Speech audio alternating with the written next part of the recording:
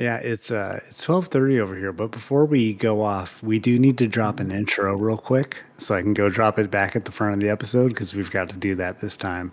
So, hello and welcome to wherever this thing is. I'm David. I'm the person talking right now. There's only two of us. Benji, introduce yourself real quick.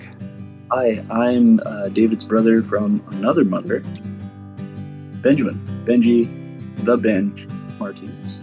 I am talking to Dave from across the country.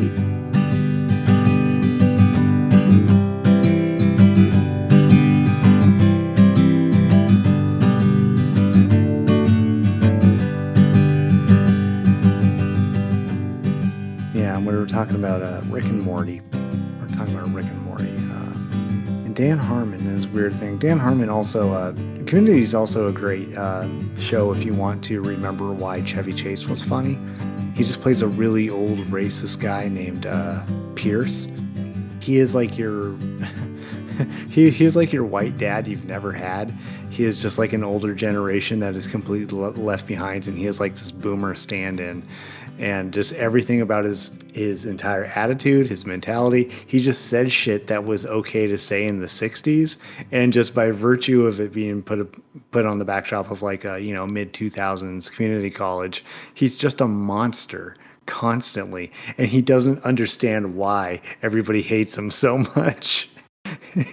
Also, another person notoriously super difficult to work with, Chevy Chase, apparently. That's what I've read. Yeah. Fucking A, man. Speaking of climate change, I was going to say, speaking of things that are difficult to work with, it's the things that are difficult to work with, things that make it like super difficult to even survive in. Just like a really quick weather update of what it's like been like out here in the mid-Atlantic, on the eastern seaboard. It's been like 90 degrees constantly last week, and we hit about 40%, 50% humidity during the day, and we get to about anywhere between 60 to 80 at night. And we have a tendency to get massive thunderstorms, especially in the afternoons. It really likes raining in the afternoons. And last week we had two separate, you might call them lightning events, go down, where three people died outside the White House when they got struck by lightning last week. yeah. In just one storm. It was like one lightning strike. So we've had a couple hellacious storms just really recently, kind of out of the back window, like straight behind me, like blow through and send a storm surge up in the tidal basin and stuff like that. And boy, yeah, when it hits 90 degrees out here, like 90, you can still run around the Columbia Basin at 90, but man, out here in the mid-Atlantic, 90 degrees is suffocating to be outside in. It is legitimately like walking around in soup. It's pretty swampy when it hits 90. What's the weather been like over in the Columbia Basin? I know it's been bad. So, yeah, when you talk about 90s, all right, in the Columbia Basin, yeah, it actually is. That's like refreshing compared to how it's been. It has been hot as fuck. Like, Hmm. as much as I can remember back to our childhood, it has never been like this. We had a really late winter compared to what we used to have. It lasted Right. about 2 months. Then we had kind of like this dreary West Side Seattle esque spring, but at the same time with like Eastern Washington style sun. So it was like a lot of rain, a lot of sun, a lot of rain, a lot of sun, a lot of rain, a lot of sun. That's weird. Crazy for, grass, whether it be wheat or whether it be your yard. But cherry farmers were freaking out because it would rain so much that it would split the cherries, and then they're sitting there going like, "Oh my god, this is." That's my cherry crop. Yeah. Fast forward to, okay, we kept asking ourselves, when's summer going to hit? June's gone, July's starting to pick up. When's summer going to hit? And then it was like, oh, by the way, for 2 weeks straight, you're going to be triple digits. And besides triple digits, you can get up to 112 for like 4 days in a Ooh, row. And then it'll cool off a little bit and drop down to like 105, 103. Then it'll be back up to 108. Then we'll be back down to 102. yikes. Dave, we were in triple digits for close to 3 weeks straight. Just at one point, where I was born in Southern California was cooler than the Columbia Basin, and it's just like. That's no. And so I started looking at Microsoft when you do Bing or whatever the heck. It's Mhm. at work, so I see it. The little weather forecast. You can actually see the globe, and it'll show you at any given point the temperature of a random spot. You can just click it on the globe, and it's all color coordinated, right? So it shows like the West on fire, and it shows Africa on fire, right? Yeah. And you look at fucking like Nunavut or whatever the heck north in Canada, like the Yukon territories. At one point, they were in the fucking 70s, man, this summer. Ooh, that's Like, not good for the permafrost. no, and you're looking at it and you're going, Jesus Christ. You look at Greenland and you're like, well, Greenland's holding steady at a solid 28 degrees, which sounds great until you realize Greenland's a giant fucking glacier. Like, Yeah. holy shit, dude.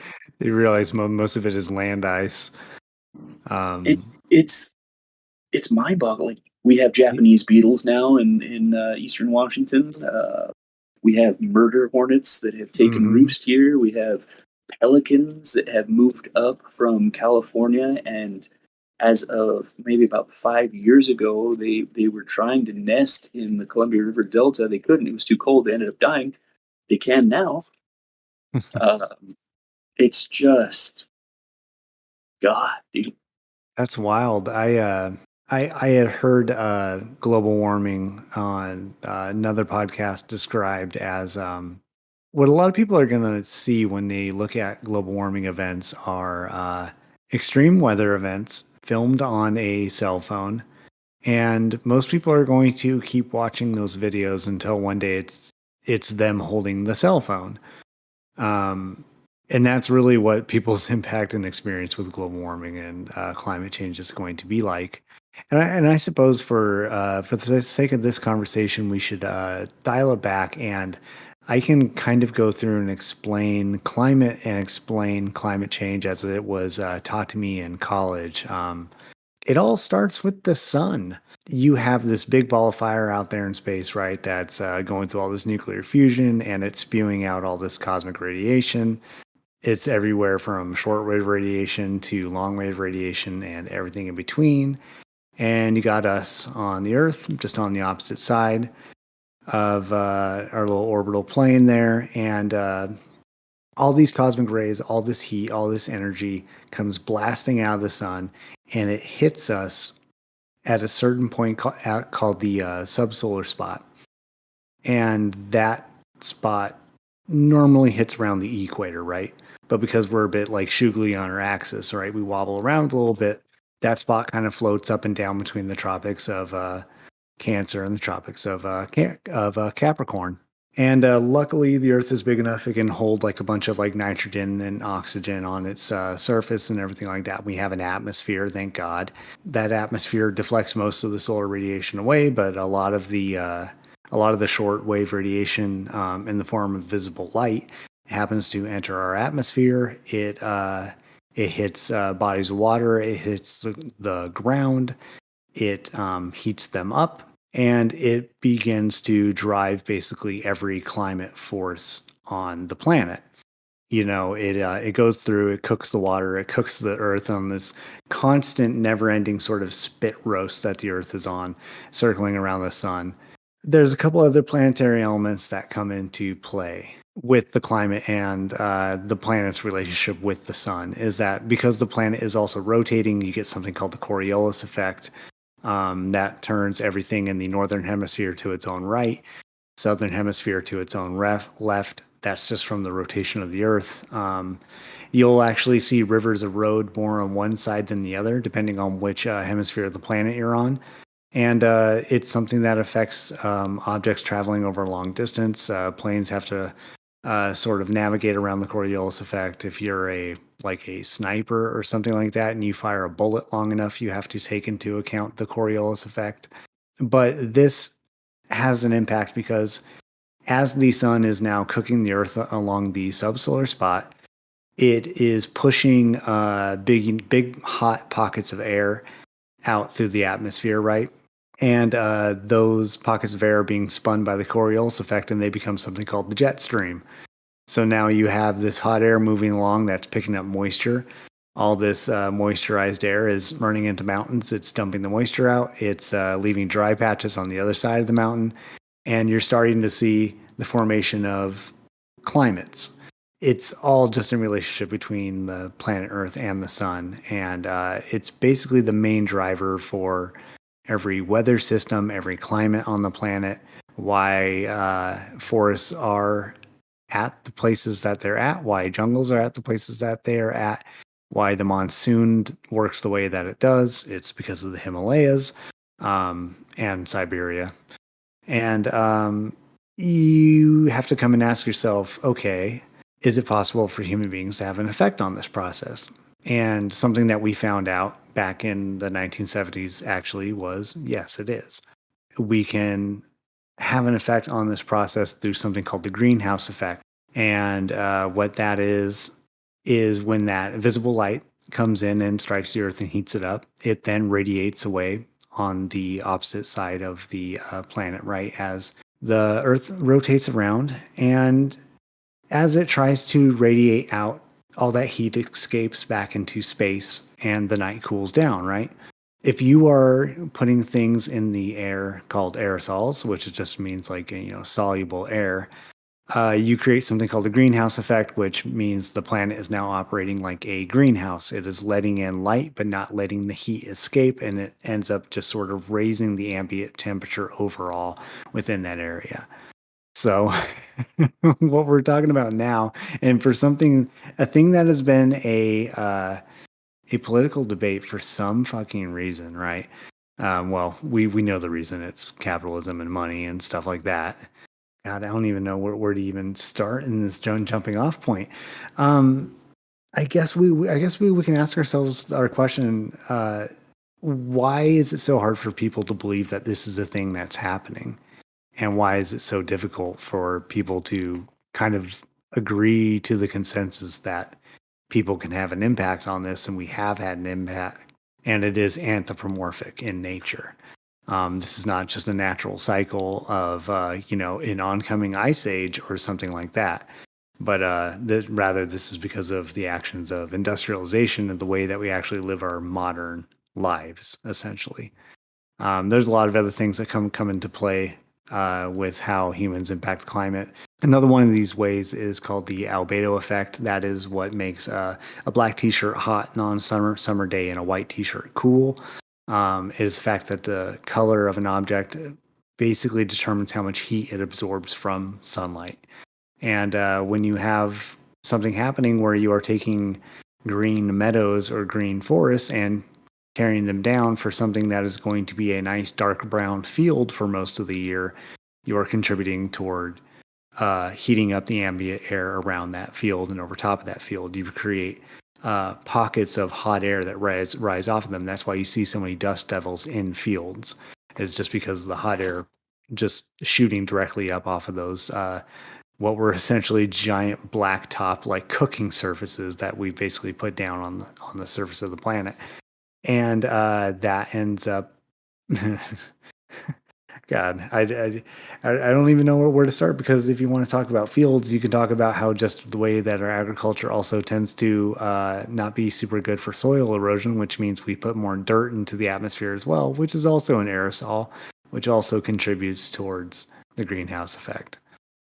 And that's what you were talking about, Dave. Like, the only little addendum that I would do to my understanding of it is that Yeah. the reason why the greenhouse effect works like it does is because the vast majority of the light that bakes us in Hmm. antiquity gets refracted back out into space. The Right. planet's mainly composed of water, which is reflective, so it bounces off and shoots back out. Can't Yeah. do that though when it comes in, like you said, bounces off the water, gets trapped by the greenhouse gases that then make it bounce a bunch of times, and you retain that heat. And no, you're absolutely right. It's historically, and this is where the idea of like litigating and picking apart stuff philosophically comes into place on the right and on the pro petroleum folks. Excuse me, gas and petroleum distillates are a natural occurrence on planet. I say natural in the sense of like it's here. We didn't. It's not like uranium. We didn't just create it. It was here. We Right. refined it. It's energy that existed from a previous time. I should say the potential energy that existed from a previous time. And people love to talk about how, well, yeah, I mean, we've had times in human history where the planet was much hotter than it is now. And it's like, yeah, but the flora and fauna that existed back then and took millions of years to be able to take advantage of that environment are different than they are today. Right. And the rapidity of the change, like you're talking about the jet stream, is why I like the idea of when they kind of re-termed global warming to climate change, um, Right. because of the fact that so many people sit there and go, "Well, so much for global warming. It's cold here," and it's like, It's so much for global warming. We had a massive winter, and we had to like no. You have to understand that like the hotter it gets in the summer, the colder it's going to get in the winter because there's sort of that balancing act between those pockets of hot air and cold air, and the hotter and colder it gets, the more violent they're going to be in between. That's how tornadoes get made. Um, exactly. One, you have when you have massive amounts of iceberg, mhm, sequestered fresh water that is now released into the ocean via vis-a-vis melting, and it mhm, dilutes the seawater and it causes the actual currents, because that's the other aspect of the climate, right? Is currents. right. Um, when you f with that, now you're going, well, we're reversing currents. Currents affect the efficacy of stuff evaporating. So now you had a cool current cruising where there used to be hot currents, Yeah. not necessarily evaporating as it would have in the past, which is causing basically like damn near desert esque effects, but over water. How does that work? Like it's it's complex, and that's the takeaway. Yeah. It's complex and it requires a level of engagement that acknowledges and has a humility around the complexity. We can't just look at it and just be like, nah, it may or may not happen. It's debatable. Yeah, no, it's very complex and it's difficult to see. Like it was one of those things where like I felt like acid rain made sense to a lot of people because they could watch the paint peel off their car, right? Littering was something that made sense to a lot of people. An oil spill makes a lot of sense to a lot of people in terms of like humans like impact on the climate around them, right? Or their immediate environment. But the idea that this is so much bigger and it is something that is invisible, and you have an entire generation of people who grew up like pre like EPA in the 70s and then post, and shit got a lot cleaner after that initial like environmental push within the United States, right? And you try to explain to them that actually no, there's a particle called carbon that is starting to fill up our atmosphere, and it is like one of the biggest contributors towards the greenhouse effect, and we're mostly pumping it out there because of fossil fuel exhaust. And the wild thing is that the majority of the carbon that we did put in our atmosphere, we did basically at the start of the Industrial Revolution when we burned just as much dirty coal as we could find. And even though we have shit that is a lot cleaner than anything that we ever did, anything that we ever used back then, we're still putting out massive quantities of it. You can find just report after report after report of just how much stuff a single airplane can dump into the atmosphere as well. And it is complex, it is interconnected, and it is invisible. And that has made it extremely difficult to sort of communicate to everyone, even though everyone is just sitting here going like, wow, winters aren't the same as when I was a kid. Wow, the summers aren't the same as when I was a kid. Wow, this is going to start getting difficult to sort of live and work in. Ooh, I hope our electrical grid can stand up to this. And now you're kind of starting to see the plight that everyone is in. And then that's, even talking about that, it makes me think, wow.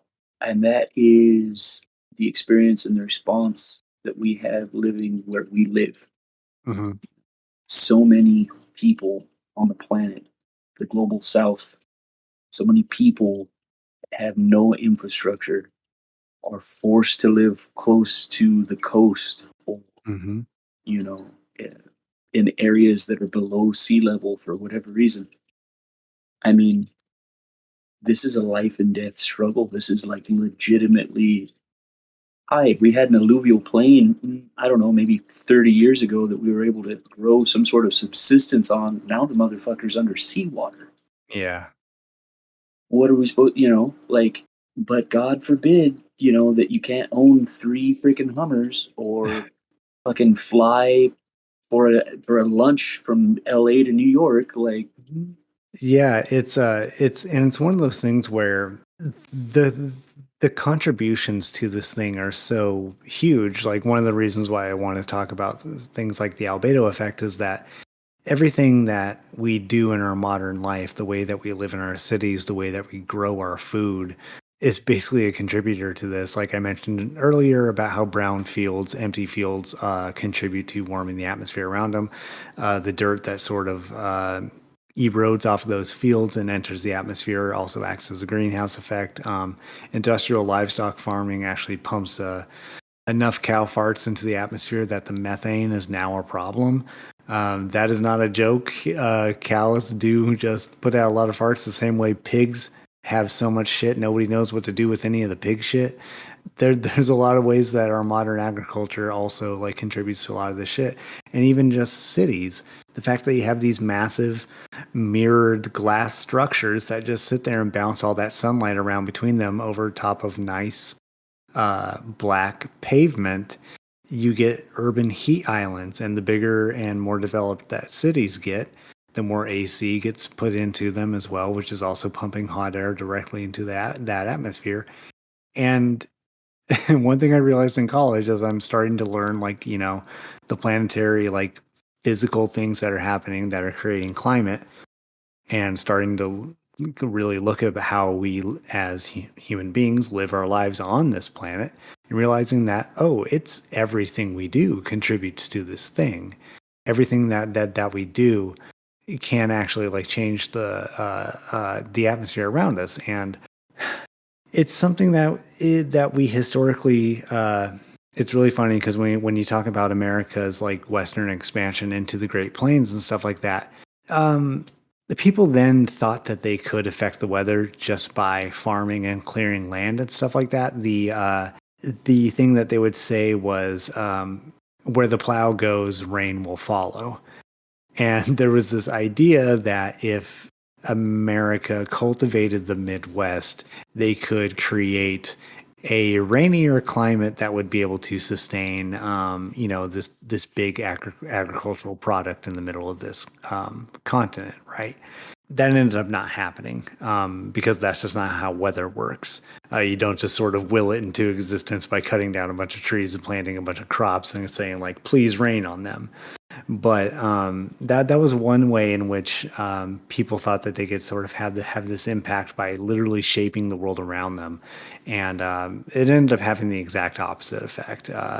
They have to import a lot of the water through canals and stuff like that, through like river dam and like reservoirs and like aquifers and all that noise. The rain did not follow the plow in that regard. One of the other ways that we know that human beings do have an impact on climate is that there's a current theory kicking around about the collapse of the Mississippian civilization in North America.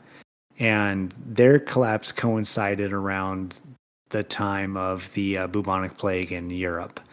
The theory is that so many people died during that plague that the population dropped to such a degree that a bunch of land laid fallow, became overgrown, and you had a temperature drop in global temperatures around that time. And that caused a knock on effect across the climate that led to a tiny, itty bitty mini ice age in North America. And that was enough to create the agricultural collapse that eventually caused the Mississippian civilization to disperse. And specifically, we know that carbon is fucking around with our climate because a long time ago we took a bunch of Arctic core samples out of a bunch of sea ice in Antarctica, And it had a really handy sort of geological like timeline in that ice because, of course, the glacier forms when snow gets impacted and basically becomes like a rock at that point. So you can see volcanic ash when volcanoes explode. It acts essentially as a timeline, and they're measuring the carbon in there. I'm like, there's a lot more carbon going in here as we get further and further into more and more recent ice in the glacier.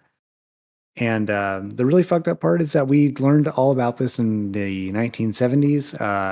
The oil industry at large, the American Chemistry Council, basically learned this in the 1970s and just said, well, I guess we'll just not publish this. We'll not publish a fact that we're pumping out so much carbon in our, at that time, leaded gasoline that we might actually start to have an impact on the climate.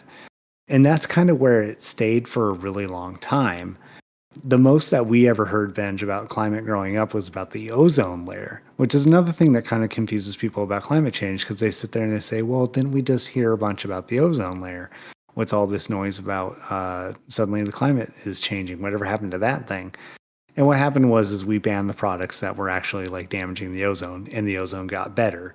It was the story of with like a happy ending. That was just something that we started to pay attention to that because it drew our attention to the fact that the polar ice caps were melting, which was something that was happening because we were heating up the atmosphere with everything else that we were doing.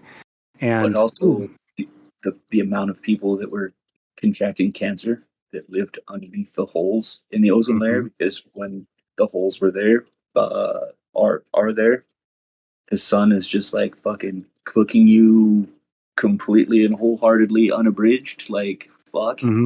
Yeah, you get just a full blast of solar radiation, and it turns out it's not very good for you without the atmosphere there to like sort of deflect most of it. So we know it's real, we know it's happening, and for years and years and years, it has just been this like political dogfight, and it just is this thing where the goalpost just keeps shifting, and it keeps shifting further and further and further. Man, it's a real son of a bitch. Because you try to think about like the cultural impact of all this stuff, and the fact that we had entered a place in our country, at least. And what's going to be really interesting, Benji, is that you mentioned earlier about people who live in places like in the global South, and we've already seen effects of this, like really devastating effects of this in places like the Maldives, places in the Caribbean. We've seen it happen in Bangladesh a lot, where they're in the like you said, alluvial plains and like tidal basins and stuff like that, which there's already people having to move further inland into cities. And now you have a population swell of what are essentially climate refugees entering into spaces that don't have the capacity to support them. And what's the one thing that seems to pop up when you put a bunch of people together in a confined space? Fucking Diseases and stuff like that. Yeah. yeah, yeah. Jesus Christ. So you can see that there's going to be problems and knock-on effects, like when everyone in Texas and Arizona and New Mexico and California and Louisiana and Florida and folks have to start to migrate because the places that they live are no longer tenable. That's going to start to cause some issues. Well, I was just gonna say you should look into some of the closer to where you're at, uh, Chesapeake Bay. I saw something on PBS the other day talking about. Can't remember the name of the particular island, but there's a bunch of islands there Mhm. that they do like blue crabs. They capture blue crabs and all that. Generations of folks, and excuse me, they're going underwater. There was one guy that was like Yeah. talking about how his dad's dad would tell his grandpa would tell stories of, well, yeah, I'd walk from here to over there, and it's under 30 feet of water, and excuse me, or however many feet, and I mean this is happening in real time right now. Like these people, do they move? Do they stay there? What's the plan? What's going to happen? They've only Yeah. ever known this type of environment, this type of life, and it's an insidious thing because it's not like a fucking tornado ravishing through the off chance that a tornado is going to hit you. No, it's literally like the water is rising. We can count it. We can see it. It's not stopping. Yeah, I just looked up Chesapeake Islands underwater, and apparently there's an island called Holland Island that's already underwater. Went underwater a couple years ago. There's a couple other places.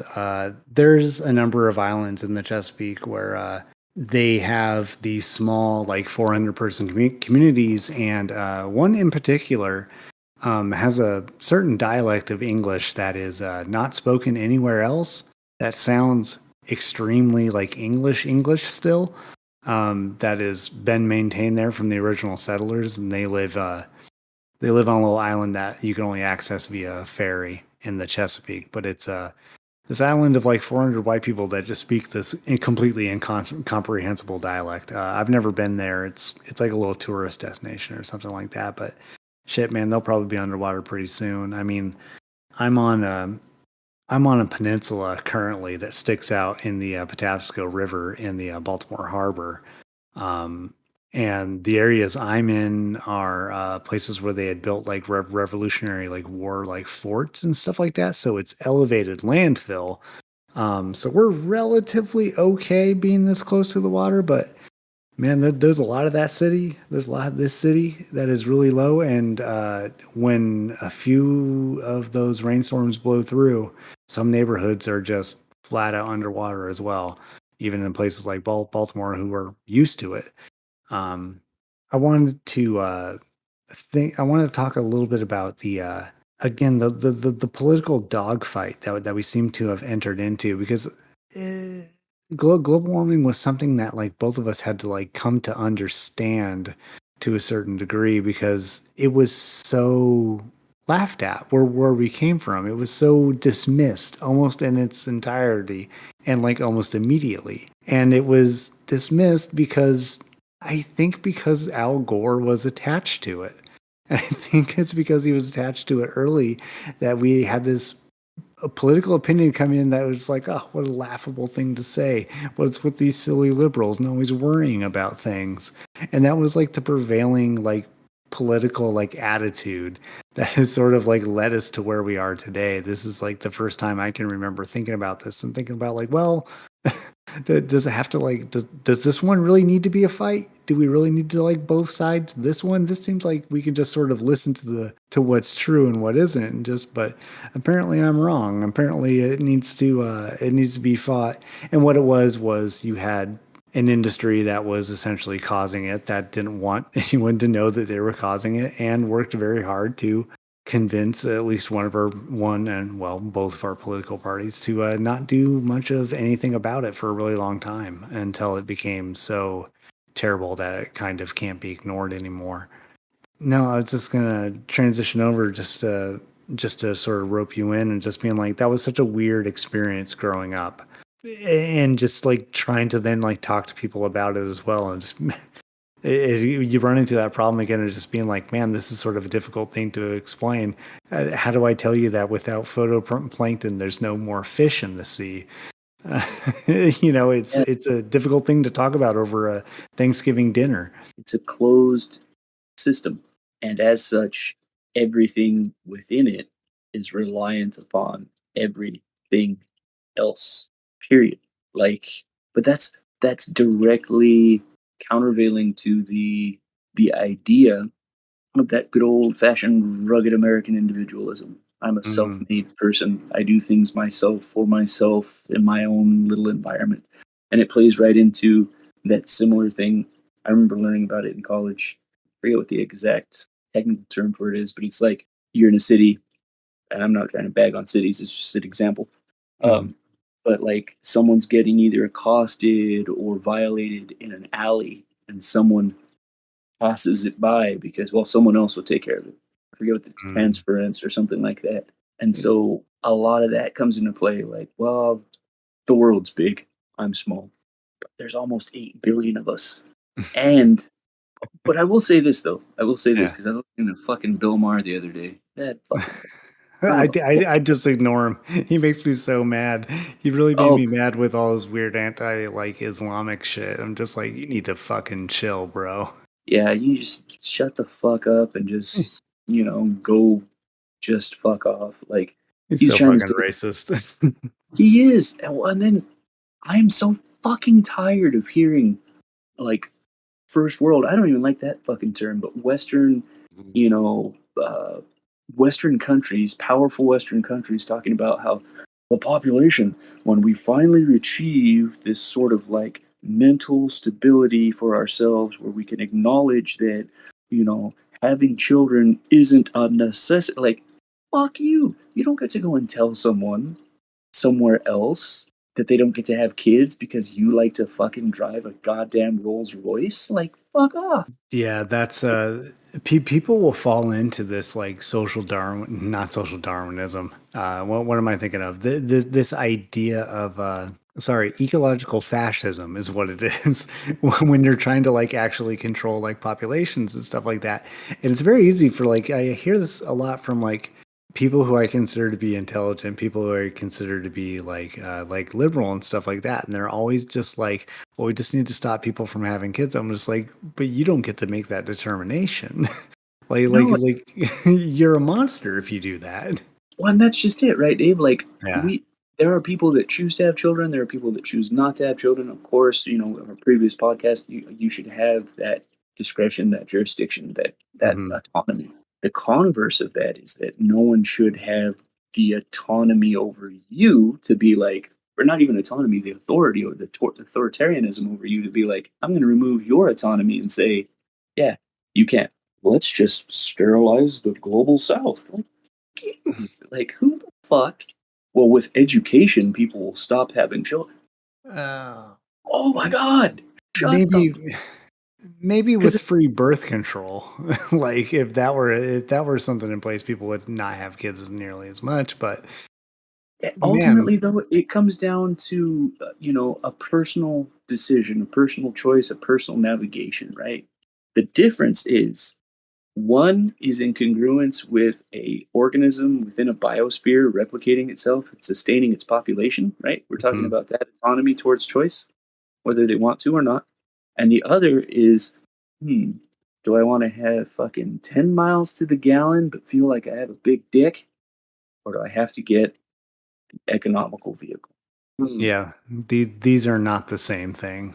They're not the same choice, you know? Do I want to have my fucking like Chilean sea bass, to quote Jurassic Park, flown in on my private jet so that I can eat it? Or like, fuck.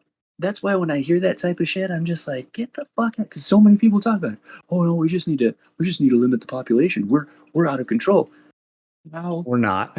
can anyone in a country that literally shits out so much waste Hmm. even possibly conceive of, you know, decrying the lifestyle of another person in another country that doesn't even fucking come close? Doesn't even fucking come close. Like it's fucking mind blowing. It's Yeah. absolutely mind blowing, and it's like, but that's the mentality. So we go back to talking Mhm. about climate change and shit like that. You got the Elon Musks and the Jeff Bezos. Well, let's fucking just leave the planet. Fuck you, asshole. Like they just want to be the next generation of ferrymen that can charge you to leave the planet. Like that is all entirely business interest. They're not really interested in saving America. But I like how how you are illustrating the sort of like gulf in understanding and how it comes back to rugged individualism because in order to understand climate change, you have to understand yourself as part of this interconnected system and not a rugged individual just acting on their own accord, which of course you are, but you are also part of this big interconnected thing. Prime example, a little, let's just say, a thought experiment. If rugged individualism is the only metric for survival, right? One's just ability to fucking, then let's launch you into space and see how you fare. Right. And that even the idea of the rugged individual is kind of a relatively new invention as well. That's almost like a Reagan-esque like Thatcherite idea, where Thatcher famously said, I don't believe in society. I think it's just all a collection of individuals who are doing a thing. I'm like, you dunce, you dense fool. That's called a society. Um, but yeah, the gulf of understanding between this thing because you have to recognize yourself as a part of a giant collected system. Shit, man. that's we should have a second part. This should be part one. But I mean, that's it. Is the interconnectivity of things, and then it comes down Mhm. to what are we trying to do? You know, Right. what is the goal? And what's super interesting, we're talking about climate change. Climate change isn't just weather patterns, and it isn't just it's an understanding. How do I say this? Climate change is obviously weather.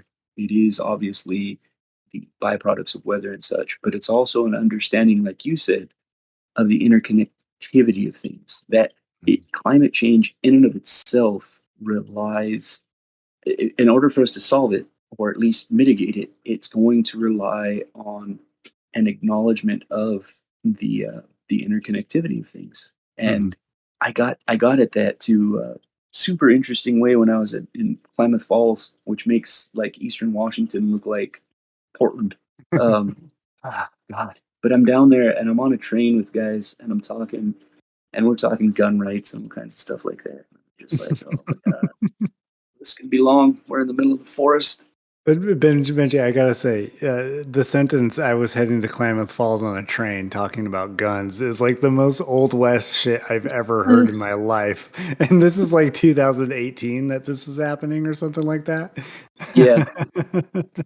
So we're in there and they're like, well, Ben, something came up, and I said, well, I'm sure we could come to agreement on something. And I go, well, what do you think of the environment? Well, what about it? Like, can we acknowledge that some pretty bad shit's happening? Yeah. How do you feel about that? Well, it sucks. And I'm like, well, wait a second. What? Well, yeah, man. Like, it's more difficult to, hunt that buck that I'm looking for, that elk, or this freaking bighorn sheep, or, you know, snow geese. Why are they not coming down to this particular spot anymore? This used to be a haven for them, and, all this type Mm, of stuff. And it was through the lens of, blasting some hapless creature to death that we connected. And, but stewardship in that way, people acknowledging that you're not going to get to do your outdoor activities that help define your rugged masculinity if the motherfucker's on fire. Like, you're not going to get to do that. You're not going to get to go and hunt something if it's extinct. Like, yeah. what is causing that? And it's amazing. It is amazing that some conservative folks were actually willing to be conservationists. They're willing to do that because they want to be able to pass on that cultural narrative of theirs of, hunting and foraging. And I Mhm. fucking support that. Like, I don't necessarily have to agree with all that type of shit, but you know what? If a population is maintained in a healthy environment, so that way in a random lottery you get to pull a tag and shoot at it. I mean, do I dig Mhm. it the most? I don't. But the population's gonna be there. That motherfucking thing's gonna go on. It's gonna Yeah. live. Maybe It, you want to fucking protect the environment. it at least gets people on the right side of the argument. Yeah. Even if it's just like I would like to keep a preserve so I can go hunting and fishing. At least gets them on the right side of things, which is again acknowledging that we're all part of one ecosystem and we need to take care of it, or else we're all gonna die. And again, when we say we are all gonna die, we just mean us as people. The earth and the life that lives on it will just adapt and keep moving on, but we sure as shit will not. And that's kind One, of the existential crisis that we're facing in this particular situation. one, and to say too that life in and of itself, you know, um, paramecia are life. Yeah, it might only be a Produce. bacteria that Yeah, lives in a exactly. thermal vent somewhere, but it'll still live. We'll just have to Yeah, wait another couple billion years before it grows legs again. exactly. And that's the thing that I feel like. But see, this all flows into what we've talked about before too. Though, besides the rugged individualism, we've got to get the fucking propagandized shit the out of the debate. Yeah. Like, I can't have a debate with someone who thinks that the planet is fucking 3,000 years old. Mm. Like, Yeah. about environmental concerns. We can have a philosophic debate about, well, does that have any effect on how the morality that was formed in your religion? Hey, that's cool. I'm not trying to Yeah. disrespect your religion, but It, we're it's talking about something that's out of that wheelhouse. hmm Yeah, it's a little bit like also trying to like talk about it with like a flat earther or something like that. It's like we Yeah, have such different understandings of how we're actually occupying time and space right now that it's going to make this conversation really difficult.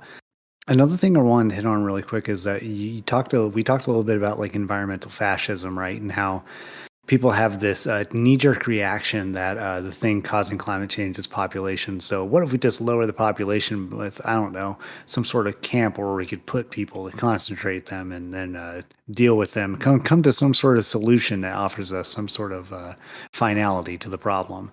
And just like you're just becoming environmental Hitler right now. A couple other ways that people have thought of to fight climate change is something called geoengineering, and this was something that was really popular during the Obama administration and the big sort of like tech boom. And I said that with scare quotes because you had a lot of people come in and present these big like engineering plans. I guess you could call them because they're certainly not anything that we could ever realistically build in a way to like sort of like solve climate change. And it was like things like an orbital shutter or like a mirror system that we would build up there to like literally block some of the solar radiation from coming in. Some of the other stuff was like giant carbon scrubbers that we that build makes in me think. areas. That makes me think of Spaceballs, Dave, where the fucking that ship that like starts sucking out the air from the planet. And then like it's like yeah, with the atmospheric scrubber, it's just like it's just like you're some guy trying to grow weed in his basement and you're buying a charcoal filter to keep it from smelling too much. And it's just like we're gonna build one, but it's gonna be like 30 acres large. And it's just I don't think you can pump enough atmosphere to pull this off. Also, what are you going to make to build this? Who is going to build any of this stuff? So the whole geoengineering thing was just this insane moonshot. And one last one that I want to talk about before we discuss this stuff further was the one that is probably the dumbest idea, the cheapest, and one that I'm afraid that I will actually do is this like cloud seeding idea where we could pump something into the atmosphere to create a permanent cloud cover that would deflect solar radiation. And this is an option that we could do tomorrow, basically. The problem is that we have to do it constantly because if you stop sort of applying this sort of cloud seeding, you'll actually get a massive snapback where we will heat up to an incredible degree to the point where we will almost surely die and destroy everything. Um, and we'll Have they also not? sort of lose the sky as a result of like doing this as well. We would have permanent cloud cover. It would just be overcast for essentially the rest of our existence. Have they Um, not seen the Matrix? they're Right? going to drive us beneath the ground like Morlocks. Um, Yeah. it's like the worst idea. And it's just like one of those things where, God, I hope they don't pick this one out of the hat because I would like to maintain the sky. But there was also some other stuff when we talk about like ocean like salvaging and I heard about one project where I think it was in Norway. They decided to dump a bunch of iron filings into their fishing grounds on the ideas that they could create a photoplankton bloom by dumping all this like very finely ground down iron into their ocean. And after they did that, their salmon yields increased by like 4 times or something like that. So something they did worked, but they haven't been able to actually study any of this. So as a means of like sort of like reseeding the ocean, it's still sort of the jury is still out on this idea. But that was I listened to a podcast the other day about like geoengineering in terms of like trying to like tackle climate change and they're all moonshots and they're not going to work and it's going to be end up being terrible. And like I said, Benji, like yeah, did you not watch The Matrix? The cloud cover is bad. It's not going to kill the robot city. I think, too, that looks at it the wrong way, right? We're If gonna build our way out of this. you're wiping your ass before you take a shit, like, we need to stop using petroleum as a means of generating power when Hmm. we have the shit. Like, the planet is a giant reactor, it's a giant battery. You go a certain level underneath the surface, it is a constant temperature, it's a hot motherfucker. Like, Hmm. geothermal energy is just, the idea of it's just mind blowing. It doesn't pollute. Hmm. Freaking, it is a means by which we, solar energy, Yeah. tidal energy, uh, hydrogen, like, the whole reason why we are in such a fucked situation is because we live in a global marketplace, Hmm. and it is a capitalistic global marketplace. In the past, when the Mayans fucking chopped down the Yucatan's rainforest and they fucking had to basically say, you know what, this is fucked. We got to pick up shop and move on. Yeah. That was a localized incident. In the past, when, in the Indus River Valley, if you clear cut too much fucking forest and it erodes all the shit away, we had to localize. But we live in a Hmm. fucking globalized market based economy where the tenets of those original ideologies of use as much as you can to develop as much as you can to gain as much power as possible is now a global concept, and it's held by a very small group of elite. We have to attack the fucking system that is destroying the fucking planet, and it is this capitalist ideology. Yeah. Capitalism doesn't give a fuck. I would argue a lot of economic shits don't give too much of a fuck in regards to the environment. You know what I Yeah. mean? Because it's humans. It's how do we manage ourselves? How do we? At the same time, though, it's impossible to break the gravity of our current plight without transcending that. Like, you cannot sit there and go, "We had a bad quarter. We're gonna have to keep the factories going." With pumping, fucking ammonia into the rivers and burning coal. And fun fact, Dave, the vast majority of the fish in the world are, chock full of mercury. And one of the prime Mhm. ways that mercury gets released into the environment is burning coal. And then you get people that are like, this is a fresh catch. Well, interesting, talking about environmental precursors and things like that, and the Mhm. interconnectivity of a web. So phytoplankton conserve it. Just say ends up with mercury, and then the small copepods and uh, amphipods and various other crustaceans that consume the phytoplankton. Right, they get consumed by fish, Mhm. little fish, and it distillates the mercury. And so bigger fish consume those little fish, and then they get more mercury because they eat things that have already Yeah. accrued more mercury because they're eating a fuckload of it. And so as it goes, pretty soon you get to a tuna that consumes a fuckload of fish, Yeah. and what's glowing in the dark. Yeah. It's so much mercury that pregnant women aren't supposed to eat sushi or seafood in any sort of large degree, which is really wild to think about. Yeah, it's so interesting to think about. This conversation even has to have a conversation about capitalism.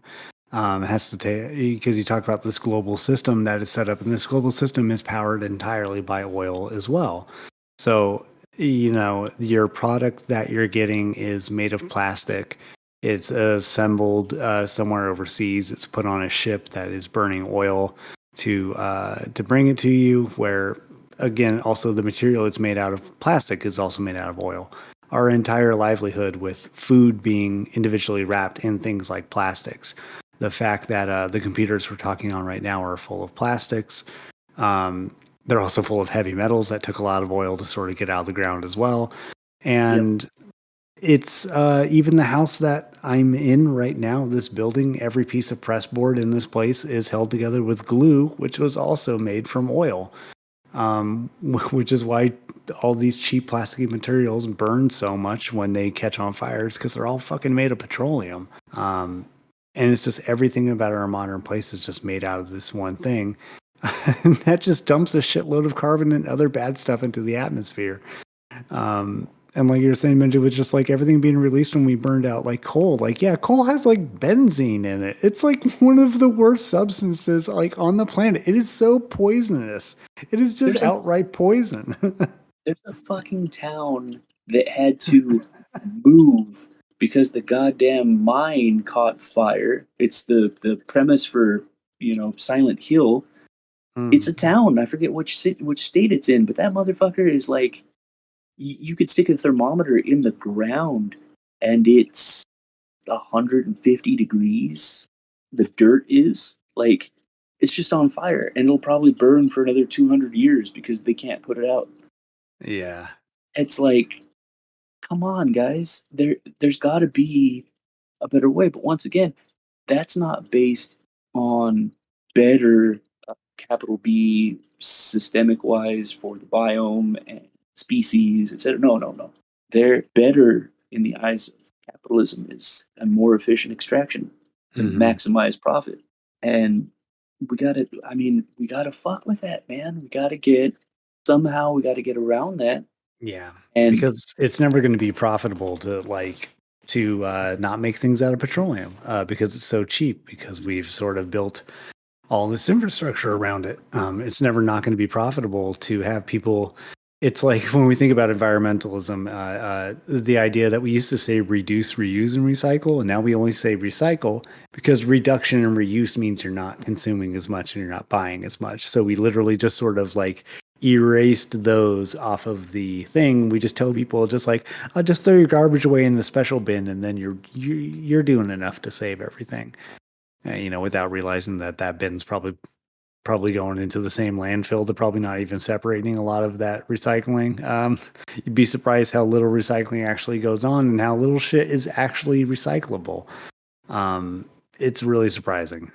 it's the number one as Noam Chomsky patron saint. I love that guy. Uh, he no, no, Noam Chomsky is a complicated figure on Twitter. It is either like dudes like us who are like, no, he's right, and then other people who are like, how dare he say this about this one thing? I'm like, guys, he's 109 years old. Just let him be. He's just an old linguist just talking about how evil America is. Just let him go. thing of it is too is that he has thought about the shit, like has Hmm. actually sat there, and none of it at all is for notoriety. None of it at all is for power. None of it at all is for any sort of improvement in his station. It is Yeah. literally like, hey, fuckheads, this is how I see it, and you guys are gonna have to deal with this shit. I'm on my way out, and this is pretty fucking nuts. Yeah, no, Chomsky is like one of the big foundations for my own like political thought as well. Like the idea of like free socialism and stuff like that, about the dismantlement not just of market economy, but also of nation states and the way that we like run our governments as well. But you were saying about Chomsky. Just said, the greatest existential threat is climate change. Period. Hmm. That's it. And that is him even sitting there going like, there are nuclear weapons on the planet. That's a fucking insane threat in and of itself. The fact that there's enough warheads on this planet to level us all to oblivion and at the hands of infants in power, and even that is not as terrifying as climate change. That Yeah. motherfucker that's the scary shit. And the fact that this old man who survived World War II, survived fucking the Cuban Missile Crisis, Hmm. survived Chernobyl, like, yeah, you'd have a basis in going, goddamn, well, nuclear is some scary shit. But even that, the Cold War, right? Climate change, climate change, climate change, climate change. Like, there are studies and estimates that there's so much methane, CO2 Hmm. sequestered in the Siberian permafrost that Right. if we hit a tipping point, that motherfucker just goes up into the sky, and it's more than we've produced since the industrial age began. Yeah, and who knows what other sort of microbes, bacteria, what other kind of biology is also like trapped in that permafrost as well, which is also a legitimate concern when you talk about places that were once cold suddenly being not so cold. Yeah, it's in episode 2, Dave, because yeah, it's a big motherfucker, man. Everything revolves. Yeah, and that might be where we pick up the conversation at another point as well. Is just talking about how the reason why we were able to talk about so many different things in relation to this is because everything else is playing into this. That climate change isn't just necessarily this problem. It's not necessarily this thing. It is a broader sort of reckoning with how we see ourselves and the way that we occupy our world. So yeah, we'll have to continue this conversation at another time as well. But this was, I think, a good entry way into this, and I hope that I hope that anybody listening to this or listening this far into this can at least come to an understanding to at least get away from the partisan sort of hackery of the conversation and stuff like that. To just be like, it doesn't have to be a political football that gets thrown around. The fact that someone turned it into that is like a deeply disappointing thing. So just yeah, I just hope people can maybe think a little deeper about this thing and think about it a little wider and a little bit as something sort of beyond themselves, because that's what it's going to take to put any sort of dent into how to fix this thing. And you might figure out that we haven't sort of talked about ways that this can be addressed and this can be fixed because, man, honestly, I don't know. And thank God it's not up on me to come up with a solution because I'm drawing blanks, to be honest. One of the biggest ones is removing the profitability Hmm. or the need for profitability out of the production of day-to-day necessities. You Yeah, know, so communism might not just save us from fascism, might also save us from climate change. yeah, or at least some form of socialistic, communal. Yeah, I'm not against Yeah, communism. Yeah, I mean, the thing that I find very awesome about all of that to end with, right, is right. that much like what we were talking about, the interconnectivity of things, is that all human philosophical precepts have one thing in common. They're all interconnected by one focal point, and it is humans. And what is the absolute necessity for humans to be able to survive? So, I mean, communism, I'm not going to say let's go fascism wise because we know that No. doesn't fucking do good at all. No, no. Fascism is also so hand in hand with market economy as well that it's not going to provide a solution. The only solution that it could possibly provide would be the environmentally fascist one, which would be killing people or preventing people from having children. It would exert that sort of like massive control over a population. So yeah, no, fascism is not the answer in this regard or any regard. Yeah, ever. Fuck fascists. Fuck fascists and fuck totalitarianists and fuck nationalists. And Mm. because that's the thing too, right, Dave? Like what you just said, and communism could be the way. Like, Oh, I meant that mostly just as a joke. well, yeah, no, but I'm saying like But yeah. it's more valid than a lot of there's such a fear or revulsion of this idea of having to give up aspects, right? Yeah. Forced aspects of Give our up lives. anything. But Hmm. the fucking, once again, the biome is going to require us to fucking give some shit up, or at Yeah. least change. Like you can't, it's not tenable to be like, I get to, Dennis Leary's fucking asshole song is not tenable. You don't get to do that. You don't get Yeah. to do that. Anyways, I love you, Dave. Love to Will Sart. Have a good night, man. It's like midnight something over there. So, Yeah, it's 12:30 over here, but before we go off, we do need to drop an intro real quick so I can go drop it back at the front of the episode because we've got to do that this time. So, hello and welcome to whatever this thing is. I'm David. I'm the person talking right now. There's only two of us. Benji, introduce yourself real quick. hi, I'm David's brother from another mother, Benjamin.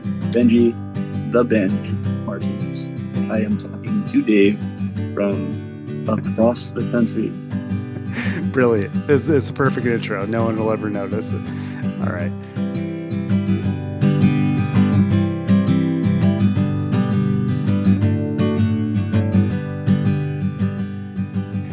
Let me just go ahead and stop the recording bot real quick.